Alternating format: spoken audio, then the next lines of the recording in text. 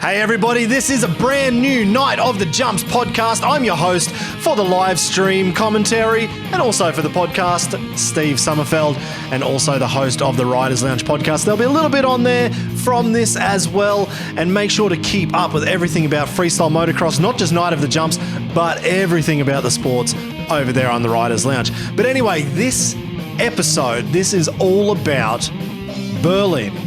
Coming up, we've got 1 week to go before the very first show for 2023. It will be the Freestyle of Nations.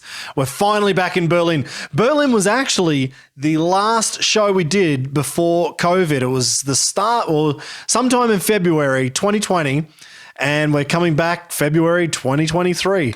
And hopefully nothing stops us from getting this show on the road. Last time we were in Berlin, that was actually one of the best events I think I had ever personally seen. There was just so much excitement, energy, the atmosphere from the crowd, the riders was just off tap. Little did we know that was probably the last amount of fun we were going to have for the next 2 or 3 years. So it did work out quite well that Berlin was so awesome that we all wanted to come back and do it again. So we're coming back, Berlin, inside the Mercedes-Benz Arena on February 24 and 25. If you haven't got your tickets already and you live in Berlin or you live in Germany, maybe you live in all of Europe, make sure to grab your tickets and we'll see you there next weekend. If you won't be inside the Mercedes-Benz Arena, you can also check it out on the live stream, and we will have the links on Facebook and YouTube very, very soon, probably in the next day or so. Probably by the time this goes out, I should have had that up already. So you can then just put that in your calendar and make sure you watch it. It'll be, I think it's 7 o'clock kickoff on Friday and Saturday night. I could be wrong on those times. I will put those details in with the link in the show notes to this episode. Now, who will be riding this event? The last time we were there in Berlin, there was a world team. We'll be going back for the world team again. This time, though, Sheeny and Squibby and Javier won't be there. It will actually be Luc Ackermann, the current world champion and X Games gold medalist. He will be joined by another X Games gold medalist and another world champion in David Rinaldo from France. And just to keep the Berlin crowd happy, you know, we wanted to play it up to the locals. We've got Kai Haase. He is returning from injury. This will be his first competition back, and I do know he's down at the Lightus or the Yadis compound in Spain right now, training with his competitor, with the arch nemesis. He's training with Marc Pinyol, who will be riding for Team Spain. Again, Pinyol is back. He's one of those next-gen kind of riders he just keeps popping up and he just keeps coming with new tricks. And remember, he was the guy who brought out that inside roll, one of the craziest body varials ever.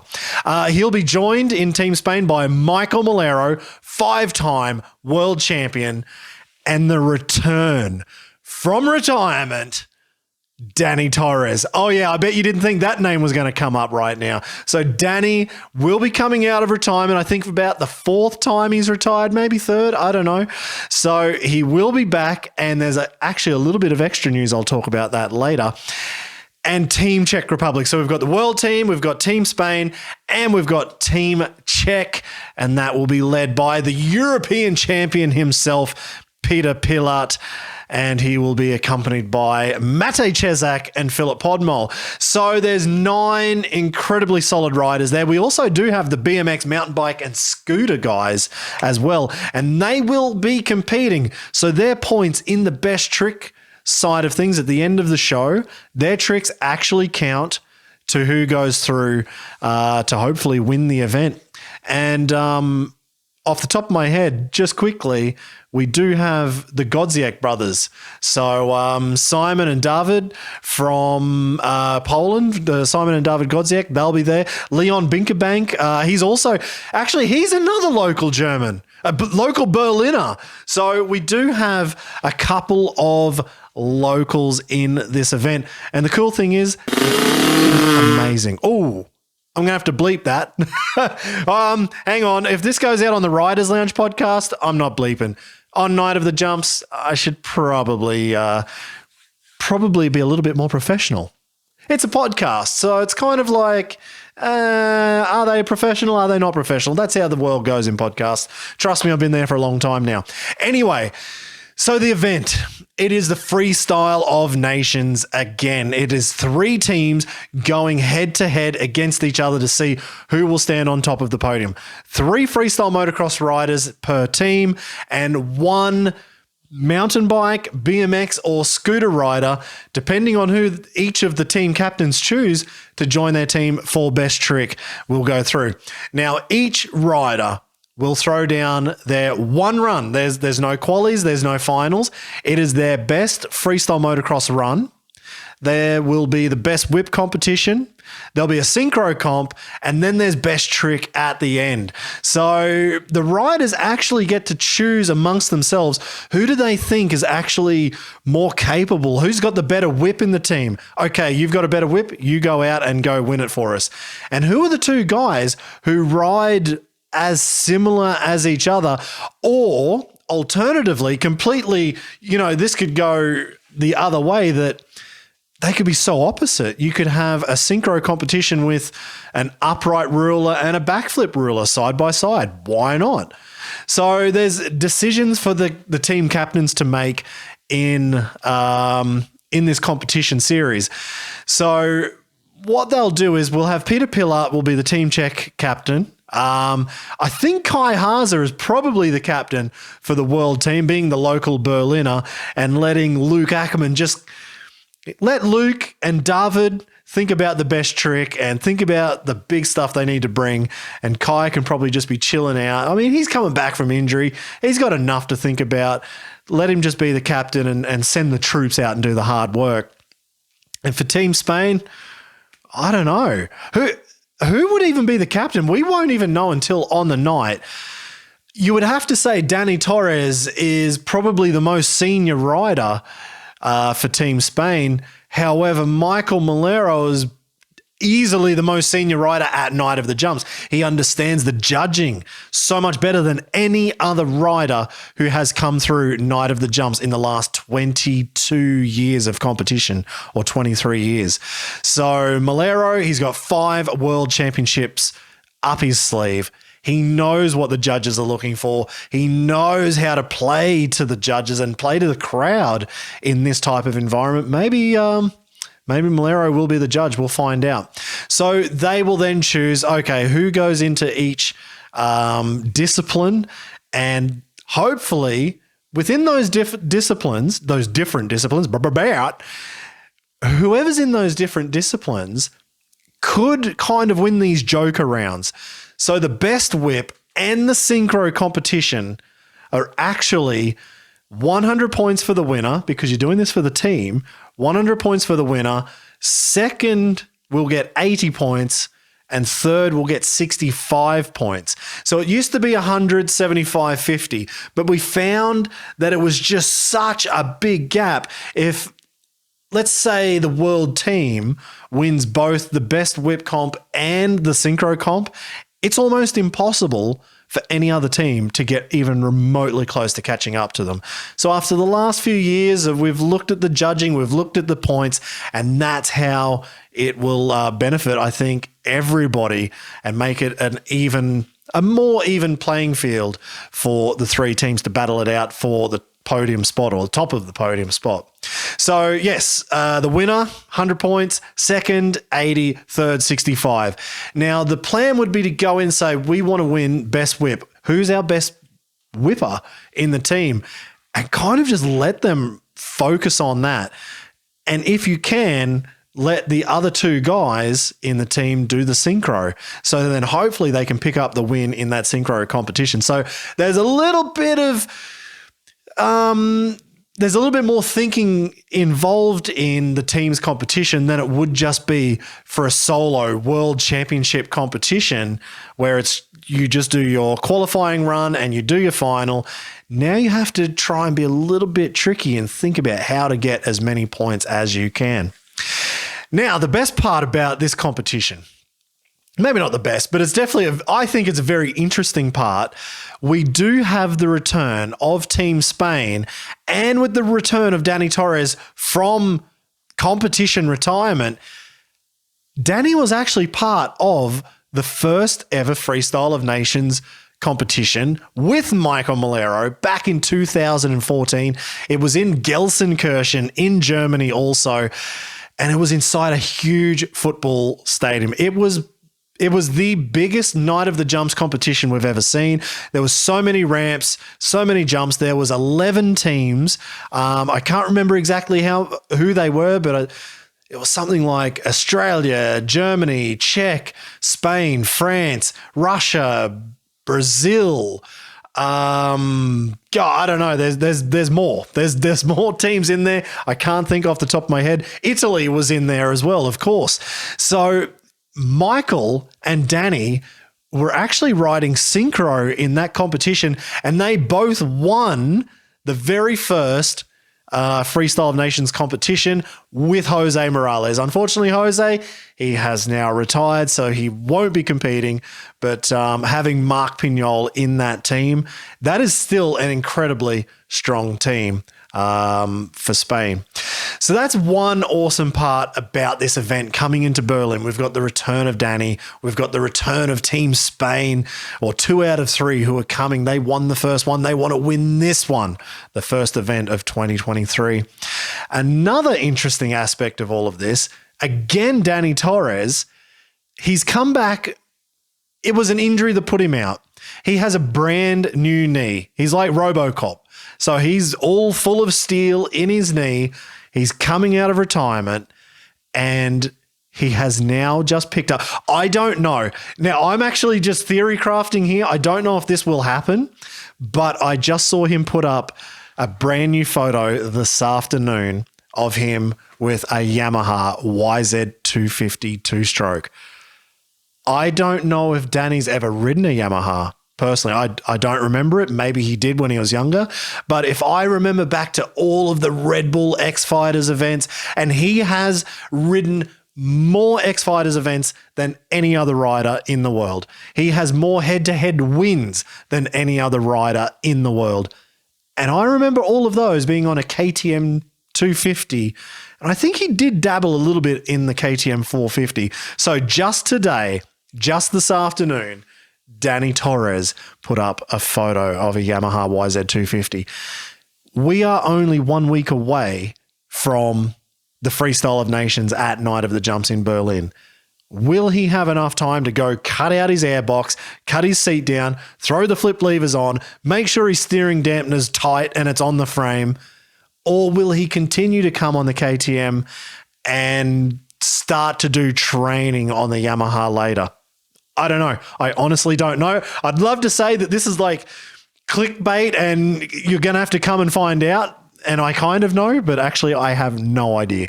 So we'll find out in 7 days' time.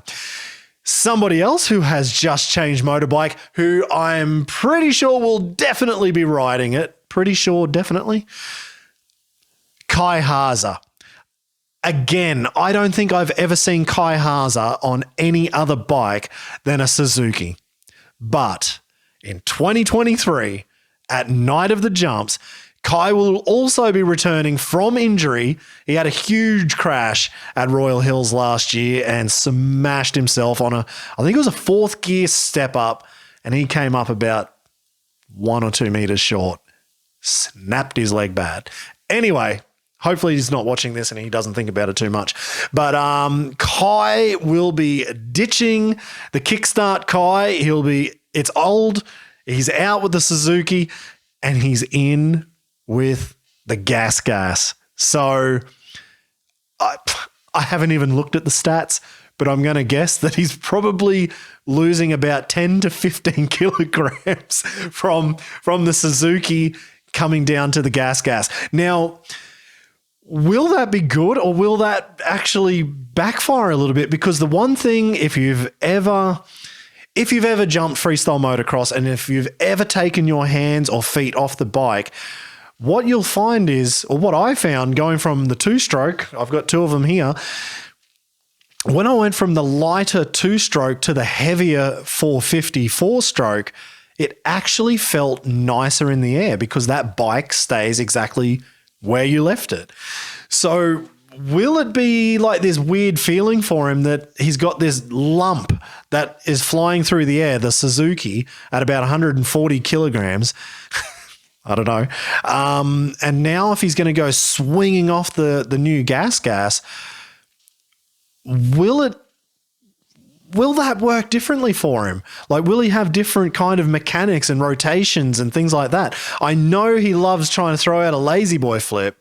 Will that be difficult? What about a front flip going off that cheetah ramp? Will the front flip buck the hell out of him because he's now so many kilograms lighter? No idea. We're going to find out in Berlin. So, Kai, first competition ever on the gas, coming back from injury as well. It's going to be all new for the local Berliner. So there's a fair bit going on in this competition. I mean, Philip Podmol, I know he's been working on new tricks on different ramps. I don't know if we're going to see anything new from him in Berlin, but I know he's definitely been working on things. Marc Pinyol. Pinyol is always one of those riders who you just never know what he'll bring. I remember, it must have been about 2020 or 19, he just came out with the surfer takeoff to tsunami backflip. And I think he was already playing around with it on the super kicker. I think he may have even tried it on the egg roll quarter pipe. And it was only through pressure of thinking about the competitions coming up soon that he decided to do it over 75 feet. He had pretty much no practice in him, and he threw it out. So Pinyol is one of those riders where when the pressure's on him, he performs better than most riders. So that'll be very interesting to see what happens with Marc Pinyol in Berlin this year. I know he's been very busy. He's been riding a lot of shows. Probably not an awful amount of time training for new tricks, but I do know, like I said, he's there right now with Kai Haase in the foam pit. I can't wait to see what he's going to come up with. Peter Pillard, Matej Cezak, like I said, these guys, they are just... Matej is like this new young gun. He's got all the style, and he's not throwing out the biggest tricks in the world. But when I watch Matej, I'm like, that dude looks like he's having fun, and he's got so much style in every trick that he does. That sometimes gets more points than being the gnarliest rider out there. I mean, if you want to think of gnarly riders, as an example, Luc Ackermann. So Matej's not in that Luc Ackermann kind of area of gnarliness, but he's got the style to try and get enough points for Team Czech Republic. And speaking of style, Peter Pillard, the captain, that dude has unique tricks that pretty much nobody in the world does. So the side saddle takeoff, side saddle all the way through on a backflip, landing to side saddle. I don't think anybody has ever done that other than Pillard. He also has the candy bar takeoff, and I think he throws out a bit of a saran wrap in the middle, and he can land on a candy bar landing on a backflip as well. And on top of all that, he is just as stylish as well. So Team Czech Republic, there's the gnarliness factor from Philip. There's the style from Pillard and Matej. They're looking so good to be on top of the podium. You've got Team Spain with Dany Torres, Maikel Melero, and Marc Pinyol. So much gnarliness, so much experience in that team. And then you've got the world team. Kai Haase, like I said, Kai is probably one of the most naturally talented riders ever. The guy raced A1 Supercross last year. So he races Supercross, he races Motocross, hard enduro, downhill mountain bikes, flat track, Speedway, and he does freestyle motocross. It's almost a sideshow for him to be doing freestyle motocross. Then you've got Luc Ackermann, like I just said, one of the most gnarly riders in the world and ever. That guy, he's his motto is go big or go home. He's either going home or he's going in the back of an ambulance, because he will throw down the biggest tricks and he muscles that bike around like nobody else has ever done. And I was talking to Bilko about a month ago. Luke put up a 360 video and it just somehow kicked off this huge debate about 360s when we were talking about it on the Riders Lounge podcast, actually. And Bilko sent me through about 50 messages with different 360s that he'd done throughout his career, the good ones, the crashes, the combos that he's done. Bilko's probably the rider to innovate the most on the 360 and land the most on it. I know Sheeny's done a lot with it. I know Clinton Moore's done a lot. Nate Adams was one of the first guys, I think, to really make the 360 his own. But even Bilko said, Tom Pages, sorry, I almost forgot Tom Pages and his brother Charles. But Bilko actually just commented, and I think everybody would agree, Luke, on his day, has probably the biggest 360 and the coolest 360. And after almost 20 years of that trick being out there, there's still not that many riders who can do a real 360 like Luc Ackermann. Throw in the front flip, throw in the double backflip combos. He's done body varials. He's got some of the biggest flip tricks. That ruler flip is massive before he even stands on his seat on the run-up. And when he does that, it is the biggest ruler flip ever if you take a photo. So Luc Ackermann with Kai Haase, the two Germans on German soil, and rounding out the world team, again, David Rinaldo, X Games gold medal. He created the Malachi flip, the back flip with the Cali roll in the middle. Everybody thought it was impossible. Nobody even thought to give that a shot because it sounds so ridiculous. But David Rinaldo stomped that one and he took an X Games gold medal for his troubles. He came out with the bobby spin last year, maybe the year before, I can't remember, one of the last X Games events. And so David Rinaldo, he's got body varials, he's got front flips, he's got the biggest back flips, and he's got the style. And if it doesn't have style, he's not interested. That's the best part about David Rinaldo. If he's on, he's on. And if he wants to win, get out of the way because the dude's going to win. So couple him with Luc Ackermann and the natural talent of Kai Haase. Man, this is going to be tough to beat the world team this time in Berlin. Speaking as Steve Sommerfeld or as the Riders Lounge podcast, not from Night of the Jumps, if I was going to bet on who would win, I don't think I could, but I somehow feel confident that Spain could win this more because they would be more in sync, if that makes sense. So I know Pinyol can throw out big whips. So you've got a good whipper on your team. Melero and Dany Torres probably will be the two best riders to go side by side because they've ridden together for 15 years. So I don't know, something's kind of leading me in the way that maybe Spain could actually take out this competition, or at least one night of the competition. Maybe I'll hedge my bets. Maybe Team Spain takes one. You know what? Actually, Team Czech Republic could actually do it. Because, like I said, Philip Podmol, the younger of the Podmol brothers, we've all seen what Libor did in his career. Philip is probably a little bit more, I don't know, measured, where he doesn't always go absolutely bananas like Libor did, knowing he was going to crash and still do it. Philip does like to see the next day sometimes, but I do know he's got some big tricks that he's been working on. So maybe with the gnarly factor of Philip, with the style and the synchro factor of Pilat and Mate together and their runs. Oh man. No, I'm not going to do it. I'm not going to bet. I'm going to sit on the fence on this one. Sorry.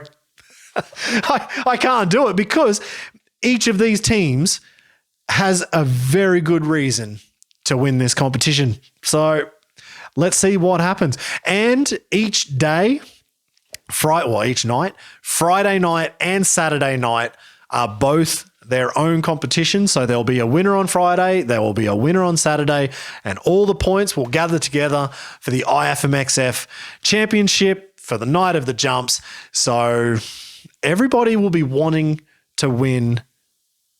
Well, you always want to win, but when it goes into a season, and that's the whole idea of night of the jumps, there's that little bit extra motivation to make sure you get on top of the podium 2 nights in a row and don't go out and find like an after party after the first night because you've won and then you turn up and you just can't perform on the second day.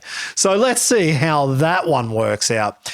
All right, I think that's about enough from me.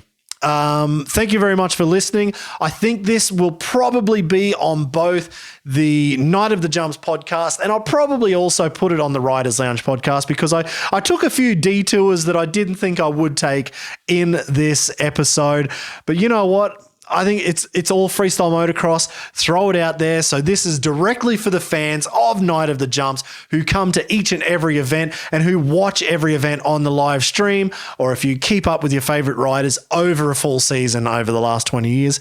And also for people who are just interested in freestyle motocross and free ride in general, or action sports in general, on the Riders Lounge podcast. Thank you very much for tuning in.